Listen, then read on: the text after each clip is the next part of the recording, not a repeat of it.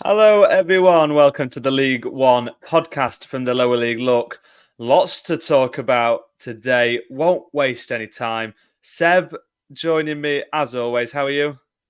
I'm all right. I'm a little bit apprehensive after the news this afternoon, which we'll get onto, but I'm okay overall.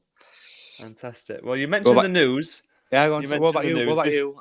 What about you? Oh Hang no, on. I'm all right as well. I've been very busy, You're but we trying to wouldn't have get it any other way, would we? trying to get straight to it, weren't you? Exactly. Well, there's lots to Uh, talk about. As lots and lots of games, obviously, from the well, weekend. We'll yeah, go yeah. through all the games that happened and have sort of a standing either at the top in the playoffs or in the relegation fight. And we'll have a look ahead to the couple of games that are on Tuesday night. But before we get there, we've got to start in one place and one place only. Seb's shaking his head for our audio listeners. I was doing my prep this afternoon, and as I finished, put my laptop away, I got a message from Seb saying, "Have you seen the Barnsley news?"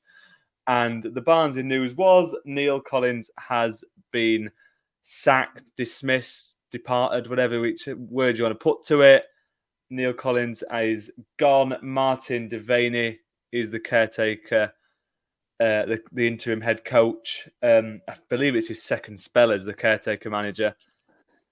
I was sort of a bit taken aback by this, but obviously, who better to ask than our Barnsley fan on the Who can we League One ask? Yeah. podcast here on the Lower League Look. So, Seb, dissect that one. Uh, well, yeah. You've said it quite nicely there, Jim. There is quite a lot to chat about, really. I mean, overall, if we look at the big picture, we're only one game away from the end of the normal season, excluding the playoffs. We're only one game away. So we play 45 games this season, and we've one regular game to go. The Barnsley board have decided to change the man in charge at Oakwell. For me, I saw it coming, but I also didn't see it coming, if that makes sense. The results in terms of the form, I think in our last 10, we're in the bottom half, well, certainly the relegation zone in terms of recent form. Results haven't gone the way we would have expected. Although we are still sitting in fifth place, the results just haven't been good enough. Particularly that first half on Saturday against Blackpool was dire. It was atrocious. Players just didn't know what to do themselves. But Blackpool looked like Barcelona, and I genuinely mean that. They were just passing it all over. We just looked like we were defending like a pub team. And there were, as soon as that first goal went in, then there were chants from the away fans, sort of Niell Collins, about sacking him. It's not the first time either. We had that when we went 1-0 down to Burton Albion away, and then we came back to win that 1-3-1, and the chants went a bit quiet. But it's not the first time, really. I think his style of play was at times quite defensive, and it's not really what Barnes fans like to see. I'm more surprised that the board have actually had the guts to do it at the point of the season that they have done it. They could have waited until the end of the season and gone, right, okay, if we did or didn't make the playoffs, I don't think we'd have got through anyway. They'd have just gone, right, okay, we've not made the playoffs, we should be doing better, sacking then. But they haven't. They've sacked him with one game to go, and actually a game that's very important because Barnsley need to win to ensure that they still have a playoff pot. So there is quite a lot riding on this final game. Yeah, I genuinely don't really know what to say because there's just so much to digest. So much, yeah, a lot of questions. I think you mentioned there a little bit about Martin Devaney.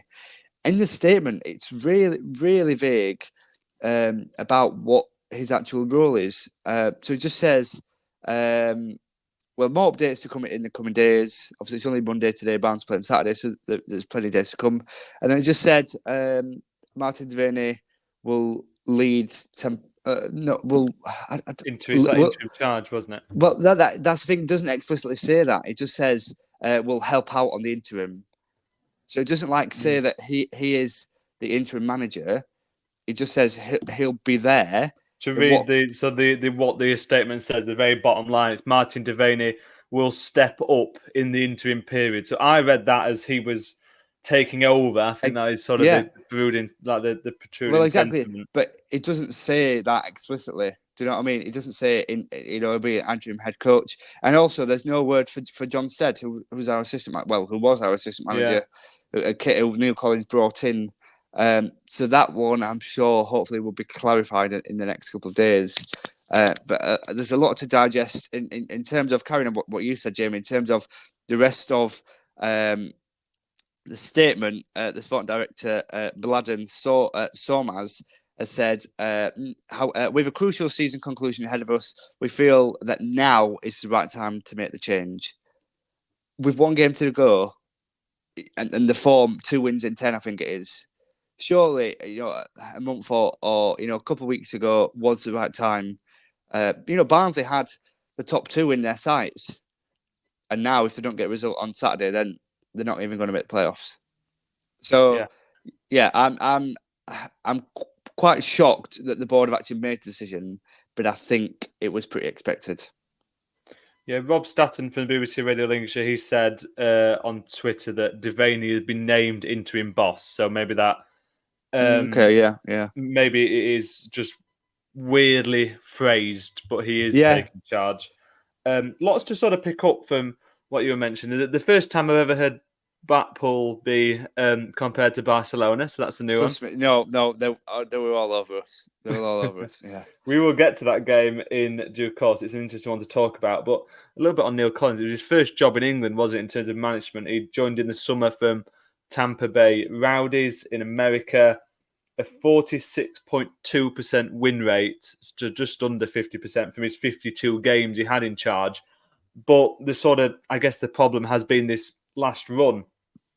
5 games without a win, only 1 win in 8, and they've not beaten a top half side since the 2nd of March when they beat Wickham. It's just something like 15, 16 games. It all sorts, to me, a question for you, so obviously know a lot more than Barnsley than myself. But that Bolton game, you were 2-0 up, weren't you? Conceded 2 late goals, cost yourself 3 points there. And because at the time, like you mentioned, you were touching into the automatics, weren't you? It was a 4-horse race to see who was going to go up with Portsmouth, whereas now obviously it's just the 3-horse race going into the final day. But do you think that sort of has some sort of bearing that because the form's dripped and just sort of disappeared since then, and that's the sort of thing I looked into it, looking at the results, and thought maybe there's been a kicker in the way, in that you were doing okay. The form wasn't perfect leading into that game, but you were 2-0 up and conceded those couple of late goals. I thought maybe that was the kicker that sort of put you onto this bad run, but interested to see what you think. Yeah, I agree with you. I think that Bolton game, massive turning point, really, because that was one of our games in hand. Like you said, to sort of push for that top 2, to concede 2 goals so late in the way that we did, and then I think the next game we had was the Lincoln game when we got battered 5-1. So clearly something was in the players' minds, I think, from that Bolton game. But definitely that was a defining moment in Barnsley's season, I think. It's not, to be fair, it's not just Niell Collins to blame. We have to look at some of the players that Barnsley have in their side, just haven't been performing to the standard that we know they have been, particularly, last season. Luca Connell's missed half a season. He's had quite a severe illness. And when he has come back, he's not looked the same player. Devante Cole has only scored once since the start of February as well. Although he has got 18 goals, only one of them has been in the past 2 months. So it's not a good line. And they're just two of a handful. There's sort of faults within all the players. We just altogether just haven't been at the races. So it's not, although Niell Collins is now no longer the manager and sort of the face of the team, it's not just him. There's players at the club that had to step up and show a bit more character and responsibility. And interesting as well. Now Niell Collins, he's not actually lasted a full season, and it's it's a bit hard to say this, but so he's had 52 games as manager, and no manager has done 2 seasons as boss of Barnsley since Simon Davey, who was boss around 2010. So it's like coming up to 14 years where we average Yeah. one manager per season. One So manager a season. in terms of like, in terms of sort of holding on to managers, I know we're a development side, but that has got to improve. I think people thought that would improve when Michael Duff came in last summer. Didn't happen. When Niell Collins came in the most recent summer, that evidently hasn't happened either. So long term, there's something to be looked at. Yeah, and the new permanent boss will actually be the 10th in 6 years, which is an appalling rate. Yeah. As things Well, stand. I won't put you under pressure asking you who you think's going to take over. I think that's a question for after the season, isn't it? Really, sort of seeing how the playoffs go, and we can work from there. Something maybe we'll talk about next week. Go on. Yeah, well, there's been a couple of names flying around, but it's a bit hard to say. It's interesting what the club do. Do they bring someone in for this last league game in the hope that they can get a victory for the playoffs? You've got to imagine they'll just wait, and this will be this interim period will carry you if you get there through the playoffs. Which is it's a bit risky given that Tavernier hasn't. He stepped into it a couple of years ago, but he hasn't sort of managed really. So whether they leave it with Tavernier for the last game of the season and if we get to play for the playoffs, or whether they bring someone in like a Neil Warnock, like a Paul Heckingbottom, who was from Barnsley, played and managed for the team before, just to see Barnsley out. And of course, when he last managed, he got Barnsley to League One playoffs as well. So there's been a couple of names that have done the rounds as well. The guy from Doncaster, Grant McCann, as well, also been linked. But I don't think McCann. Well, no, I don't think he'd leave Donny just yet. Maybe if they didn't make the playoffs in the summer, I think he would. But I think at the moment of time, I'd be really interested to see. The statement says there's more to come in the next coming days, so I'll be very interested to see. Yes, definitely want to keep an eye on. And Thursday, I'm sure there'll be some more news by then, and Callum and Sam can take you through that on Thursday. But you mentioned the game against Blackpool, atrocious, dire. I don't know if you've got any more adjectives, but that's the game. The first one we're going to talk about today. 3-2 in the end. Blackpool were 3-0 up. And sort of they held on in the end. Barnsley scoring those 2 late goals, but they get the 3 points with their 3 goals. Blackpool, they're in with a real shout of the playoffs. A win on the final day could put them into that top 7, if sort of top 6, I beg your pardon. So you mentioned Doncaster. We're aiming for a top 7, whereas League One, obviously, it's a top 6. Had to get that one in, didn't you? Had to get that one in. Exactly. Well, you brought up Grant McCann. I can't believe. In terms of Blackpool, they're 5 games unbeaten now, 4 wins in a row. It's actually the first time they've conceded 2 in a league game since February. But they win regardless. Seb, you watched this one. What did you make of it? Yeah, well, it could have been 3, really. The Barnes had a goal that was over the line, disallowed for handball after it crossed the line. So it could actually end up in the draw, and that was pretty late on as well. So, Blackpool looked great. Like I said, they did look like Barcelona. They came forward. Every time they came forward, they had a shot, that was saved. They looked just menacing, really, for the Barnsley defence who couldn't cope. I think, well, we spoke a little bit. I don't know if that's Barnsley making Blackpool, Barnsley being bad or Blackpool being good, perhaps a bit of a combination. But what we do know is Blackpool have put themselves in a great position going into that final game. As you mentioned, just 1 point off the playoff standing down to things. A win as well would secure it with other results going in their way. They're definitely a force to be reckoned with. Hamilton on the right hand side, the left wing back as well. I forget his name, but he impressed as well. The 2 James Husband, did they have him out on the left wing back? No, he dropped a little bit deep. I think Coulson, I think it was. He scored as well. Coulson, Hayden Coulson. Husband did actually score as well. So I only mention it because you used to play for the whole team. Did well. The whole team did. I think you scored at some point yesterday. But it was good performance from Blackpool. Then they probably should have held on a little bit. Barnsley brought it back probably undeservingly, but 2 goals. Yeah, so it made for that. I think the final result makes it look closer than it was. Blackpool were all over Barnsley, and definitely going into the last game with a little bit of momentum away at Reading, who don't really have much to play for, if at all, really. So I would definitely back them against Reading. Yeah, goals, Husband, Carey, Coulson, all on that left side. Karamelko Dembele with a couple of assists. He got man of the match. But yeah, like you say, a good performance from Blackpool really, and they're in a great bit of form. Sort of looking at the table, they are in 8th, just 1 point off the playoffs. But obviously, it all depends on results come the final day. They need a couple of teams above them to slip up to get into the playoff places. The other teams in and around that, obviously, Lincoln, they turned it around 1-0 down against Cheltenham and they won 2-1. Taylor and Draper, sort of the young pair up front, got the 2 goals either side of half time. Brings them back into the playoffs after a little stumble against Reading with the draw and then the defeat to Wigan. They've won back-to-back games now since then. And it was a strong second half by the looks of the stats and the post-match interview and everything. The second half was the thing that pulled them through there. We'll keep our powder dry on Cheltenham. We'll come to them when we talk about the relegation sort of side of things. But a big 3 points, that feels like, because it's then now back into Lincoln hands, Seb. Yeah, absolutely. And I think it's massive as well to come from behind to get the victory in the end. But yeah, Lincoln, they're the team with the momentum. Yes, they've had a couple of slip-ups in the past 2 games prior to Saturday, but they are overall probably the form side in the division at the moment. And it is in their hands currently in 6th place. They just have to beat the results of the other teams below them, Oxford and Blackpool, on Saturday. And yeah, they're in with a real shout, really. Joe Taylor scoring again, League One Player of the Month for March, showing his qualities and showing that Lincoln did really well to get him yet again in January.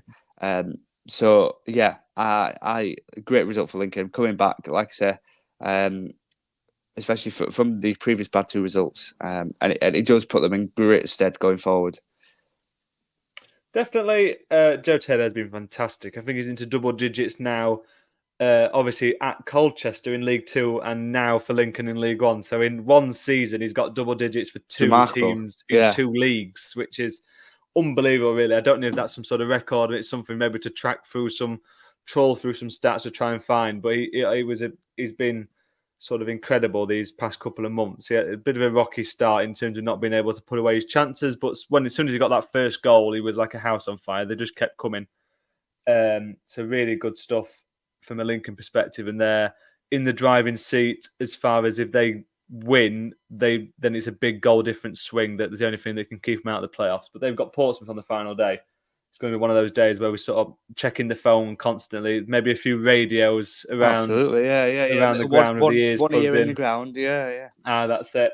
The other game was from Friday night. The TV cameras at Sky was over at the Kassam Stadium. I don't think they were treated to a classic, reading the little bits I've seen about it. Stevenage had 0 shots on target and yet drew 1-1. The goal being an own goal from Sam Long, their only contribution going forward, the own goal, which gives them a point there. They're in the lead for a good chunk of the game, and Cameron Brannigan, beg your pardon, scored a penalty to equalise for Oxford. As we mentioned, it put the playoffs back into Lincoln hands, and after 13 goals in just 3 games for Oxford, they now have slipped into a patch where they're 2 games without a win. And is that worrying signs, you think, for Oxford? They need to win on the final day and hope that either Barnsley or Lincoln slip up. Yeah, potentially. To be fair, they're relying on teams slipping up, and it's not a position you really want to be in on the last day of the season. The result itself on Friday wasn't a bad result, really. Just not too much happening in that game. But I think the biggest talk point from the game on Friday night was Steve Evans obviously leaving Stevenage, going back to Rotherham. I bet Sky regretted the choice of going to that game. But yeah, Oxford, they needed a win, really. They needed a win. Now it's not in their hands, relying on results elsewhere, as we sort of joked about the radar pieces. But it's true. They just have to win and then hope that the results elsewhere are going in their favour as well, which is never a nice situation to be in. Because we've spoke about all 4 now. We've got 4 teams fighting for 2 of the final playoff spots. Obviously, Bolton and Peterborough's spots in the playoffs already confirmed. Barnsley and Lincoln currently holding the 5th and the 6th place in the league, but Oxford and Blackpool not too far behind them. So 2 teams are going to have to miss out one way or another, and 2 teams are going to sweep into the playoffs. So it will be really interesting. Oxford could have done with a win on Friday night, really, to give their chances a further boost, but weren't able to do that against Steve Evans' old Stevenage. Yes, we will keep the predictions to our preview team on Thursday, but we have to, I guess, have a little bit of a punt ourselves. 2 teams out of Barnsley, Lincoln, Oxford and Blackpool will make the playoffs come, 2:30 probably on Saturday with the early kickoffs, the 12:30 kickoffs, obviously. I'll go first. I think Lincoln will scrape themselves through against Portsmouth, and I think they'll be joined by Blackpool, to be honest. So that's my prediction. Blackpool and Lincoln. Seb, do you agree? Is the Barnsley hats? Is the head coming over the heart? What this is it. We were chatting yesterday, and I sort of said I almost didn't want us to get playoffs to sort of prove a point that change was needed. But now we've been proven already. Well, I know now we've had that change. I'm not quite sure where to stand really. Do I sort of head over heart, But obviously, I want my club to get playoffs. I said that sort of out of pure spiteness, really, about how badly things have been recently. I do want my club to get to playoffs, but we're not really sure what to expect on Saturday.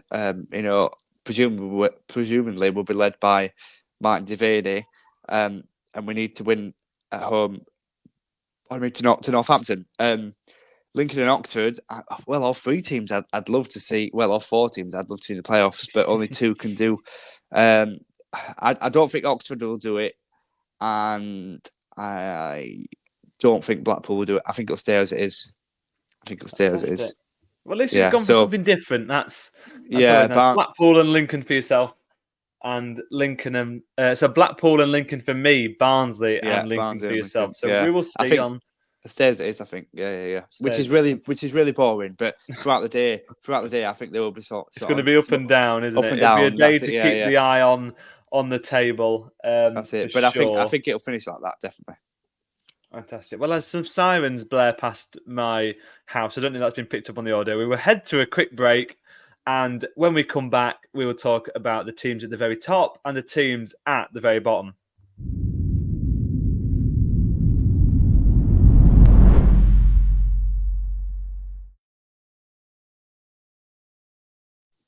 So then we are back, the League One podcast here on the Lower League Look. We've talked about the playoffs. We've talked about the big news coming out of Oakwell. So now we'll talk about, first of all, the teams at the top. A quick mention for Portsmouth. They had their trophy lift, didn't they, at the weekend? A 2-1 loss to Wigan. Yeah. But it didn't matter, really, because they get to lift the trophy afterwards. I guess the only sour note of the loss was that they now can't reach 100 points.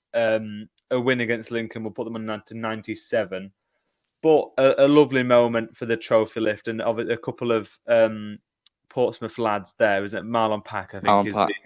Has been there a very long time, left, come back, and he gets a nice moment to lift a trophy for his hometown club. Absolutely, yeah. And being the captain of your hometown side, there's nothing better, really, than to be able to lift that trophy, particularly as champions of the league as well. And it's nice that they got that little moment at Fratton Park to lift the trophy together. Always good to see. Although, slightly bitter that it wasn't the Reds. But it's nice moment for Portsmouth, definitely. Fantastic. Well, Portsmouth promoted, Portsmouth champions, but who will they be joined by? Currently, Derby, they are on 89 points. Bolton, 86, and Peterborough, with a game in hand, worth mentioning, on 83. So it's all to play for in terms of the goal difference. It's quite close. Bolton only 4 behind Derby. Peterborough 9 behind, but obviously they have a couple of games. So you never know. If Derby slip up on the final day, the only worry, I guess, from a Bolton and a Peterborough perspective, they're playing Carlisle on the final day. Derby. So it's not one that looks on paper like it could be a banana skin, but you never know. In terms of the games at the weekend, Derby won 1-0 at Cambridge, Mendes-Lang with the goal there. Looking at the stats, 50-50, bang on 50-50 on the possession. Derby, though, creating more chances, and they sort of edge a 1-0 win, so. Yeah, I think Mendes-Lang proving himself yet again.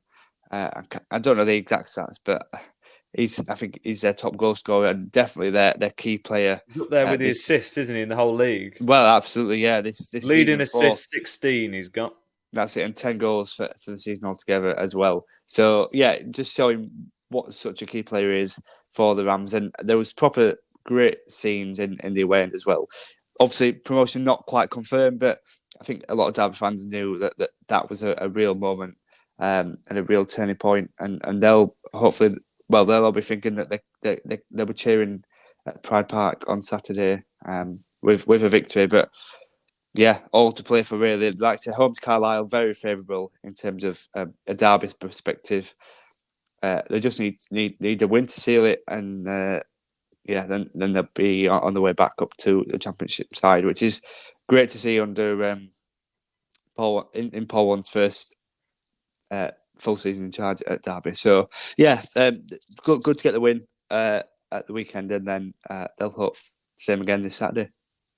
Exactly. 9 goals, Mendes-Lang, only behind James Collins in terms of Derby goal scorers. What a player he's been. I know he was in the team of the season, wasn't he? Which I know you love, I know, exactly. Don't put much stock in those things, but he was in there. He's got the most goals and consists combined with 25.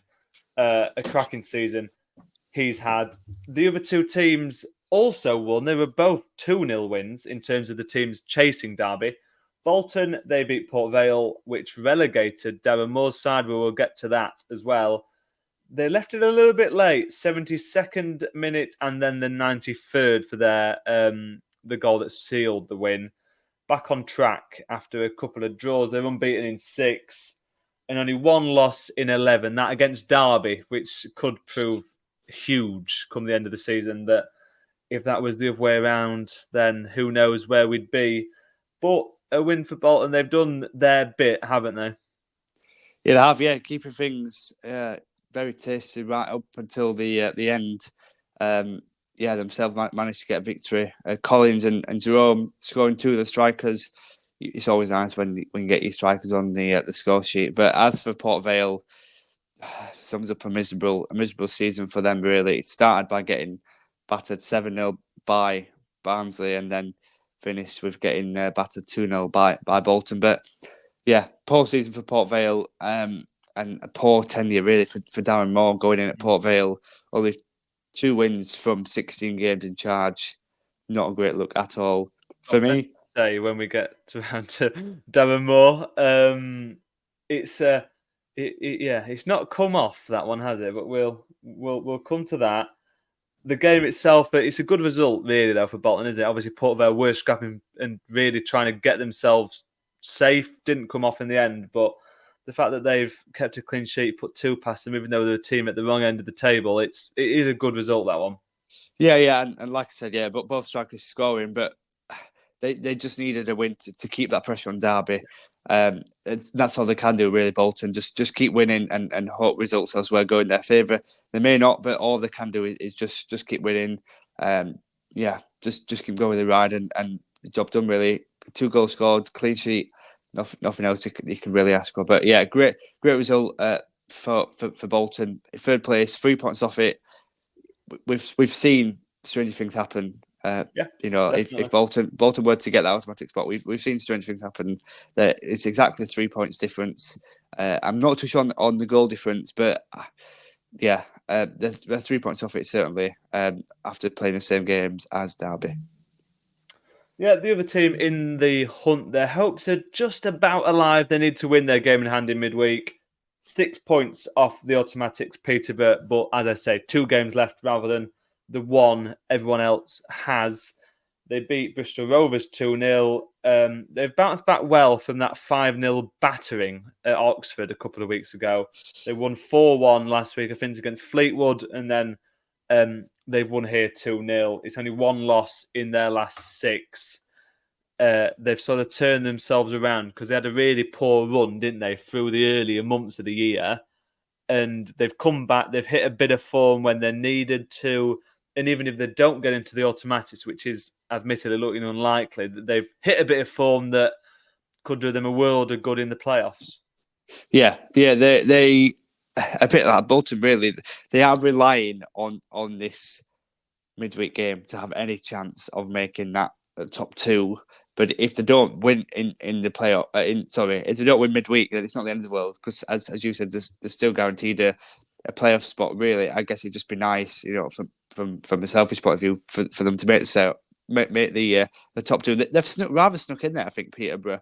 I know that they've sort of been there or thereabouts all season, but suddenly now we're coming to their final two games, and they are still within a chance of making the automatic playoffs, automatic places. In fact, they seem to sort of just snuck in there really. But it's all reliant really on this game on Tuesday and against Cheltenham, who are still fighting themselves. I know we'll come on to them a little bit later on, but Peterborough have got to win that game on Tuesday to have any sort of chance of achieving automatic promotion. That being said, if they do win on Tuesday, then on Saturday, if they win, then they're still relying on results elsewhere. So it's a very, very narrow chance. But, they're still in it. They still have got that chance. Well, as you just said, stranger things have happened. If they can Indeed. win their game in hand, that'll be the last thing we talk about, the games in hand on Tuesday night. But before we get there, the relegation worries down the bottom of the table. Carlisle, obviously, already relegated. They lost to Wickham at the weekend, but they have been joined in next year's League Two by Port Vale and Fleetwood. Fleetwood won, actually. They won 1-0 with a 93rd minute winner, but not enough with Burton winning their game. We'll talk about Fleetwood first. Charlie Adam, 5 wins, 7 draws, 10 losses in 22. It's not dreadful, really, that on paper. That they've lost 10 out of 22, which for a team, obviously, that we're always going to be looking to just stay in the division, I don't think is dreadful. I think he's definitely someone to keep on and help him with the team through the summer and into next season. But I just think it was too little, too late in terms of the bad situation they were in for Charlie Adam to come in and try and turn that around. It was maybe always a fight that he was never going to win. Yeah, I mean, we do have to praise Fleetwood for actually managing right and up until 2 games to go of the season to still be with a chance of surviving relegation. Yes, it's very likely for a large course of the season, but for Charlie Adam and for Fleetwood to only just have their relegation confirmed with 2 games to go, I think it's pretty good, and it sort of shows some of the work that Charlie Adam's done. There were sort of signs of promise in a couple of those games. But the Adam appointment for me, I'll go back to that, was a strange one, really. Never managed elsewhere, no proven record for a struggling Fleetwood side. It did look a strange one, and ultimately it's not helped them in any way, shape or form. Yes, they picked up good results here and there, but you have got to look at that one as a little bit of an odd appointment. That being said, I think you're right. I think he will stay. He will enable the rebuild next season in League Two. And he's managed the club. I think it's just over half a season now, so he can go in from the summer, bring his players in, and go again for promotion from League Two this year. So that Fleetwood, I think balance of the season deserve to be relegated. But mentioned to Charlie Adam in his first managerial job. Well, on appointments that haven't worked out, we will move over to Port Vale. They're the other team that were relegated at the weekend. They lost to Bolton, how we've mentioned. Darren Moore, then, 16 games in charge, 11 defeats, 3 draws, and 2 wins. If my maths has gone well, 9 points from 48 possible points that they could have picked up. I mean, whichever way you spin it, whichever way you look at it, it's dreadful. And they've gone down. And I mean, they brought Darren Moore in on a 5.5, a 6.5 year contract. Oh, yeah. A long contract, nevertheless, to try and keep them in the division and sort of make the club in his image, I guess. And it's not gone to plan. They've gone down, and they're going to have to rebuild. Darren Moore in League Two. He started the season off in the Championship, didn't he? Obviously at Huddersfield. Wednesday as well. Yeah. Wednesday, obviously, last season got promoted with them from League One. I mean, what a turnaround for Darren Moore in the wrong direction. Yeah. Isn't it a mighty fall from grace, really? Gone from managing to the Championship to League Two in less than half a season. It's not been great for Port Vale. Like I said, lost the first game 7-0 against Barnsley, but then actually they clawed it back. There was a time in the season where Port Vale were above Barnsley. I think it was about a month after the 7-0 game. Port Vale were actually above Barnsley in the league, and ultimately then they've just dropped all the way down to the relegation zone. So yeah, Darren Moore, for me, he took the job too early after leaving Huddersfield. He just should have taken a bit of time out of the game. As an appointment that no one saw coming. A bit opposite to Charlie Adam, has that experience, has managed at clubs before, but even still never managed in that end of League One. Yes, he was at Wednesday when they were sort of pushing for promotion in League One, but Port Vale were always fighting at the bottom of the table. And never really managed that low down. So that was an interesting appointment as well. And clearly, one that backfired. Yeah, he left Sheffield Wednesday, didn't he? Just after the promotion in June of last year. Joined Huddersfield in September after they got rid of Neil Warnock. And he left in January, turned up at Port Vale in February. So yeah, like you mentioned, not a long layoff. In terms of his win percentage, I think this is quite interesting. This is off FootMob. 48% at West Brom in his first job, 46% at the beloved Doncaster Rovers, 51% at Sheffield Wednesday in terms of win percentages. And then this season, 13% win rate at Huddersfield, obviously a smaller sample size. Yeah. But then at Port Vale, 12% win rate, 0.6 points per game. Dire, really dire. Yeah. And they've been relegated, and it's one of those where, I mean, you can talk around it, you can talk about Port Vale, you can talk about Darren Moore, but the fact is they just were nowhere near good enough, especially in the second half of the season, to just give themselves a chance. They've slipped, and they've just gone, haven't they, really? Yeah, 2 wins from 16 is dire, really. I mean, we can blame the players all we want, but ultimately, the man in charge of the players is Darren Moore. So responsibility does fall on his shoulders. And yeah, destined, I think, from the start for Port Vale, not great at all, and ultimately deserve to be relegated to League Two, and have been. Yes. In terms of who could stay up then, Cheltenham are the only ones in the relegation zone still fighting. They're 5 points behind Burton and Cambridge, but they have a game in hand, not over Cambridge. They play Wickham on Tuesday night, but they have a game in hand on Burton. If they win, obviously, on Tuesday night against Peterborough, of all people, then they will be just 2 points from safety with a win on the final day and a Burton draw or a Burton defeat, seeing them to safety. So, bless you, Seb. Thank you kindly. It will be interesting to see on that one. Burton, they won 3-2 at the weekend. They were 2-0 up after 11 minutes. And it's a second win in 13. Probably enough to keep them in the division, you'd say. What do you make of it? Cheltenham, Burton, Cambridge, the three. 2 will stay up, 1 will go down. Hang on, feel the sneeze. No, it's gone. See, this is the real shame with the people listening to us on whatever podcast device. You didn't get to see Seb's bracing for a sneeze face. He was put it like a Phil Jones gurn. That never been compared to Phil Jones in my life, and I don't. You might hope it's the last time. Well, that's what I mean. I don't want to be ever again. Yeah. The relegation battle is definitely hotting up. For me, Cheltenham need to win on Tuesday.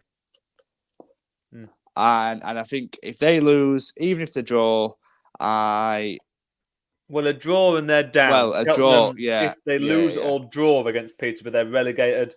And the same goes in the opposite direction for Peterborough. If they draw or lose, then they have no chance of getting the automatics. So yeah, It's must win for both. Yeah, and that game on Tuesday has got a lot riding on it. Then in that sense, I don't want Cheltenham to get relegated because I think Darryl Clark's coming in and done a cracking job. Especially after the post start they got off to, was it no goal in 12 or something like that? It was ridiculous, awful, wasn't it? Yeah. It was really bad. So again, we praise Fleetwood for managing this long, if that makes sense. I think the same ought to go to Cheltenham as well, for managing right until the wire. They're up until the second to last game of the season before they could have the relegation confirmed, or they could even survive it. Burton got a big win against Reading at the weekend, so that has sort of pushed their survival hopes quite a bit. And I think, for me, I think, pushes survival hopes full stop. So I think they'll be fine. And unfortunately, I don't see Cheltenham getting anything out of that Peterborough game, and therefore I can see them dropping down to League Two. Yeah, they have to win to stay in the fight, and like you said there, they're at home, but really difficult. No matter where you're playing against Peterborough. The other game, Cambridge Wickham, has been mentioned. They're not safe yet, Cambridge, despite being in 19th. If Cheltenham don't win, then regardless of their own result, then they are safe. A win for Gary Monk's team will secure safety for them. They have a better goal difference than Cheltenham, which is worth mentioning, but only slightly. It's a little bit of a messy situation. It sort of does. It's not my maths, isn't my maths and my adding up and this sort of thing. It sort of evades me slightly when I get to these sort of the crunch time at the end of the season. There were draw for Cambridge and a Cheltenham win that would take it to the final day, with Cheltenham only being 3 points behind both Burton and Cambridge. Then it will all come down to sort of a goal difference fight. If Cheltenham managed to get themselves onto level points, Cheltenham, as we mentioned, they play Peterborough midweek, and then they travel to Stevenage on the last game of the season, which is never an easy game. Burton away to the relegated Fleetwood on the final day, and Cambridge, they host, Wickham. So that's sort of the state of play down at the bottom. We've done our best. We've covered the top, the playoffs, the bottom. We sort of skipped through the mid table, sort of the melee. Unfortunately, I can't talk about Nathan Jones and Charlton, which I know of, obviously, is something they like a draw at the minute, Charlton. But it's not doing them any harm, is it, at the moment?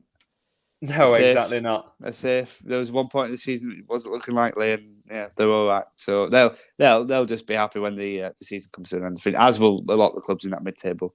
That's it. They're 14 games without a defeat, but they've only won 4 of those 14 games. So they're liking a draw at the minute, Nathan Jones's men.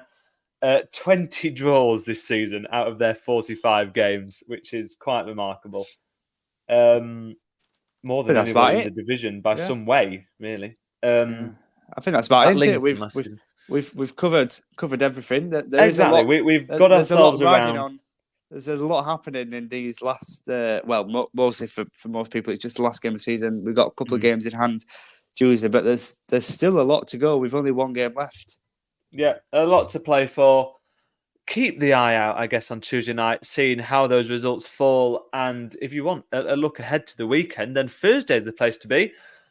Callum and Sam, they will have their preview podcast ready to go Thursday, Friday, whenever sort of time you listen to that, ahead of the lunchtime, dinner time, as I call it, the kickoffs at 12:30 on Saturday. Before we go then, Seb, our last sort of proper regular season episode on a Monday night. Before we go, where can people find you on Twitter or X, I guess as we should call it? Yeah, so on X, former Twitter, I'm Seb E Jones, so just Seb and then the letter E Jones, all one word. You about myself? Fantastic. I am J Johnson _16. So it's on the screen as well for our viewers with the J Johnson. But yes, thank you everyone for listening. Thank you everyone for watching. Tune in on Thursday, and we will see you after the weekend and see what mess we've been left by League One. If who has finished where, how have our predictions gone, and so forth. So thank you everyone for joining us, and we will see you again.